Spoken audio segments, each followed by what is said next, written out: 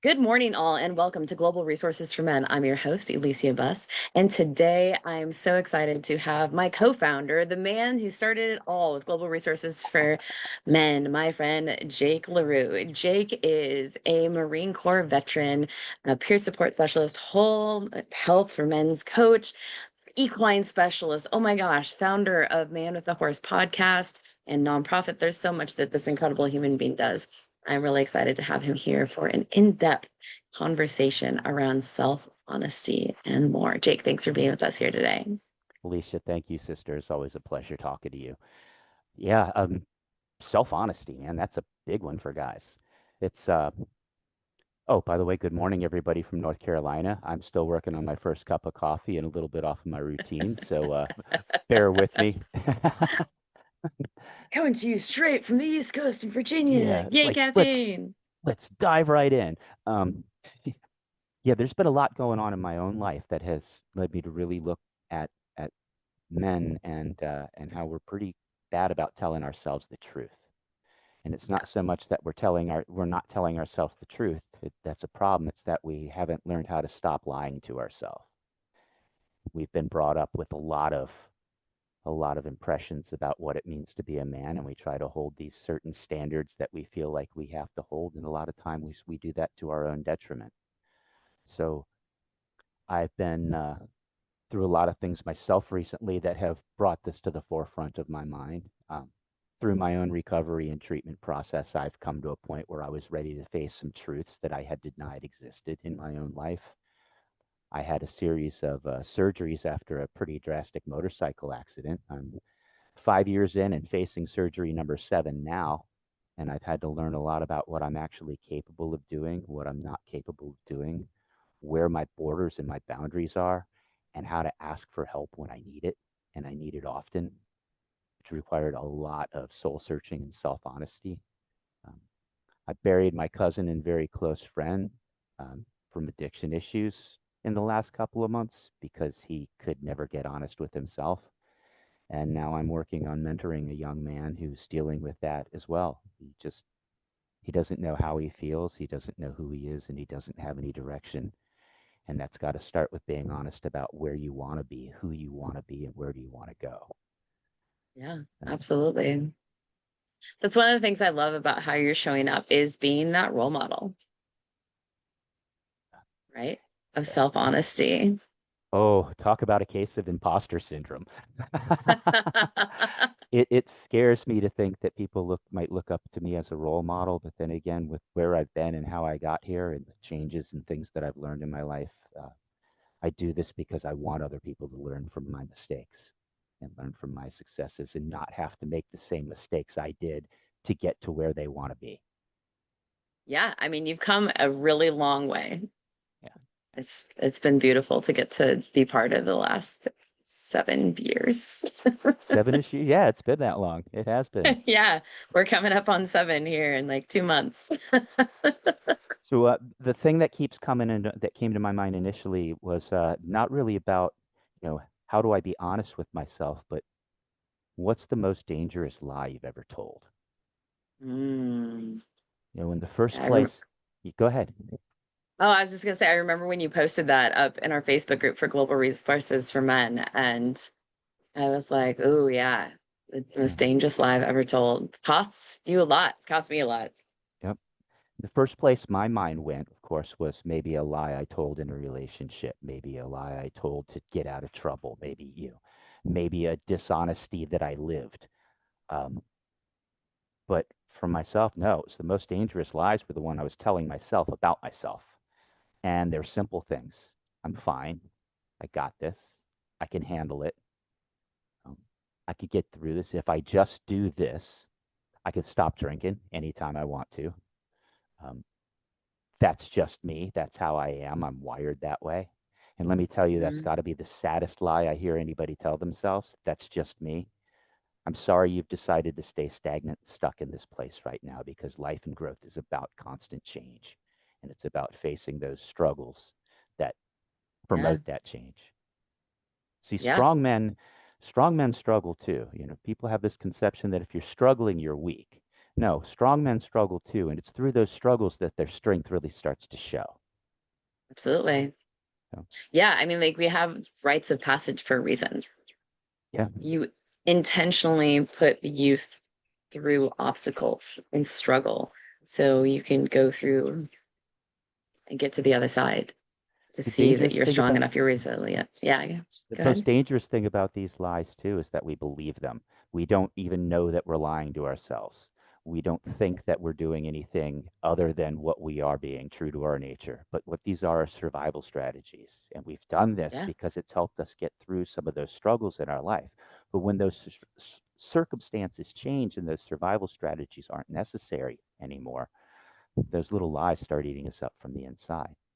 So it's a challenge to figure out, how do I tell the truth to myself? How do I stop those lies? And excuse me, I have notes. how do you stay out of the shame spiral of when you have lied to yourself and then how it ripples into your relationships? How that can breed all kinds of other issues. You know, um, Mhm. that shame cycle is often shown how through men. Anger, expressions of anger, distance, silence. It's much easier to not talk about it than it is to face it. It's much easier to blow up and get angry than it is to hurt, than it is to feel guilt, than it is to feel shame, than it is to feel pain or embarrassment. You know, anger seems to be an emotion that most men can identify and be incredibly comfortable with. But anger is only secondary, and recognizing what's causing that anger, what's bringing it up.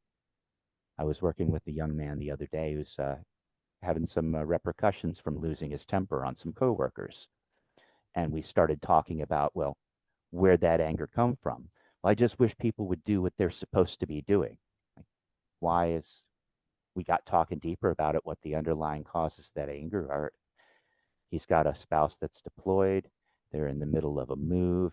He's changing jobs. There's a whole collection of other things, and he's starting to recognize that this is coming out sideways. And how do I recognize those stressors and that pain and acknowledge it and get help for it and get support for it, without having to take on that shame of, man, I can't handle this. I'm not good enough. I'm not strong enough, without having it come out to yourself that way. So, not only how do we Yeah, tell ourselves the truth, but how do we tell ourselves the truth with a little bit of grace and compassion as well? yeah, absolutely. So, Do you have your any of the notes yeah, you wanted the to bring big forward? questions the big questions that I have to ask myself is, what am I feeling? What am I really feeling? Because Mm, I'm either angry or I'm fine.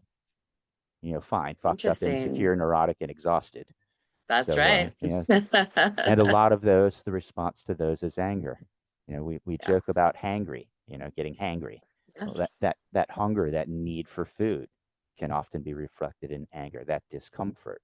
We lose our temper with somebody we're in a close relationship with because something sets us off the yeah, wrong way. And instead of acknowledging where that pain is feeling from, I just got called out and I'm ashamed. Or yeah. And start I, wrong targeting. Yep, or I don't feel like I'm being heard or expressing myself, so I'm going to get louder to make it clear how important this is to me. Yeah. Yeah. Yeah, So it's helping identify underneath that anger, what's the hurt? What's the fear? Is there loneliness there? Are we ashamed of something? Or quite often, are we grieving something? So much yeah, that deep emotional grief, that pain comes out in our anger. So what are we really feeling? And identifying that can sometimes be one of the hardest places to start. yeah, What the next one is equally difficult. What am I avoiding? What is this lie protecting me from? What is this truth? What is not telling myself the truth protecting myself from? Is there a conversation I've been postponing? Something that I need to mhm. say that hasn't been said? Is there a deadline approaching and I'm not procrastinating, I'm just crippled by its encroachment? Has that ever happened? Yeah. Yeah. I think that's why so many people are reactive to the concept of accountability. Yes. Yes. It's And because if you they don't already take, yeah. know. And the end result of that is you end up having default decisions made by default because you haven't made a choice. Now there's no options left. And then there's bitterness and there's anger and there's resentment and there's frustration and there's fear because you've lost a level of control by not having been able to make that choice for yourself. Yeah. So, and what truth keeps showing up that we're pushing away from us? You know, Mhm. I can stop drinking anytime. I can stop smoking anytime. Then why am I getting up and going for a cigarette when I first get out of bed every morning? If I can stop anytime, why don't I? You know, and Yeah, that and kind also of just thing like comes out. go That ahead. kind of thing comes out in feeding. It comes out in gaming addictions. It comes out in shopping addictions, collecting toys. Guys like to make fun of their wives for shopping, but a lot of us like to collect our toys too. Um, That's funny. Yeah. Food addictions, promiscuity, that continuous need for uh, gratification, for somebody else to acknowledge you. Yeah. It becomes a form of escapism, right? It does. Or overworking, right? You're just like become a workaholic because I'm too busy and I don't have time to face the things inside of myself. I don't have the bandwidth to like look deeper. Yep, And exactly. yeah, it's just its form of hiding and simple things that we betray ourselves. Like, yeah, oh yeah, I'm gonna go to the gym. Oh yeah, I'm gonna handle that to-do list. I'll get to X it. and Y and Z. I'll get to it on and on and on and on. And you set goals for yourself. Like, I think most people have probably set like New Year's resolutions, Hmm. but how many people are actually following through on that? And that's just like a highlight reel of how we are not doing what we say we're going to for ourselves. I But stopped setting new re it's become so normalized for us to like break promises to ourselves and even to other people that I think it's time to like really reel it in. it has been. And dishonesty has kind of become part of our public discourse. Yeah, Yeah. which A is lot of unfortunate. I mean, this has widespread implications for all people. If you look at the rage we experience socially with each other, it's one of our former presidents once said in a speech, and not my favorite president, I'm not going to quote which one, and I'm sure his speechwriter got paid well for it, but our public discourse has been degraded by casual cruelty. Mm, And this yeah, is a reflection of powerful statement. that anger that we're expressing on a national level for underlying frustrations, for fear, for insecurity, often for shame, for grief, for loss. You know, Yeah, it's coming out in a widespread way. So being able to acknowledge what we're legitimately feeling and being able to acknowledge what we're avoiding are two places that we really need to start looking at ourselves. Another one is, what is it costing me? At what am I willing to pay to keep this front up? What am I willing to lose to still be that guy that doesn't need help, to still be that guy that doesn't feel pain, to be that guy that can handle anything, the one who's always fine? yeah, yeah. The cost of relationships, quality of life, joy, our physical health, our mental health, the All of amount it. of money that we can make, how we show up as a parent, whether or not we end up being a parent. That was one of the things that cost me. It was like in my younger years, like not thinking that I was good enough because of like body image issues and how that rippled out over time. And then just like 46, never got to be a mom. Like that's a heavy price to pay for the lie that I told myself. Yep. I told myself a similar lie. I don't have any of my own biological children because I told myself that I was not going to have the kind of lifestyle that would be conducive to having children. I didn't want the weight behind me. I didn't want the responsibility of it. And for years, it was a self-fulfilling prophecy. And Yep. it's not until I stopped bullshitting myself in my personal life, in my relationships, in my professional lives, just when I started telling the truth about who I actually was instead of who I was pretending to be, that I came to a point where, at 55 years old, I look back and I mentor some young men that are be the same age my sons would be now. And Yeah. and I'm glad that I can be here for them. I can't say that I regret not having kids, but by making those choices early on, I also took that away from myself. Yeah, absolutely. There's so many different options. I'm sure I've cost myself literally millions of dollars in opportunities that I walked away from in my youth for all sorts of different lies that I told myself. And so that's important for people to look at. It's just like you never know what doors you've closed by just not being honest with yourself, whatever that story is for you.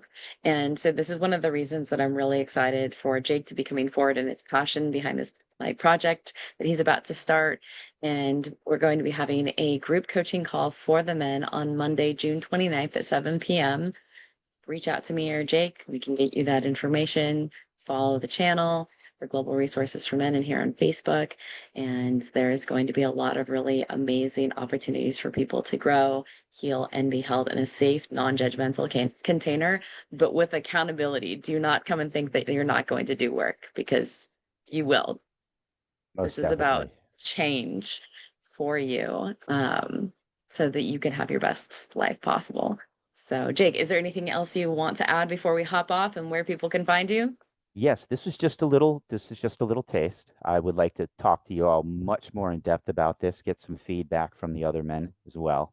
So as Elysia said, June 29th, Monday, June 29th at 7 p.m. We are going Eastern to Standard Time. Eastern Standard Time. Yes, we're going to have a group call. It won't be recorded. It'll be a closed call. Sorry, ladies, it's for men only. And let's get together and be honest with ourselves. And you can find me on Facebook at Man with a Horse. Feel free to message me there, or you can email me at jake@manwithahorse.org. Awesome. Thank you again for everything that you do in this world, Jake. And I'm so excited to continue this conversation. Everybody, again, you can follow us on YouTube for Global Resources for Men. Gentlemen, you can come to the group on Facebook. It's a closed group for the guys. And until next time, we will see all of you later. Thank you Bye, all. guys.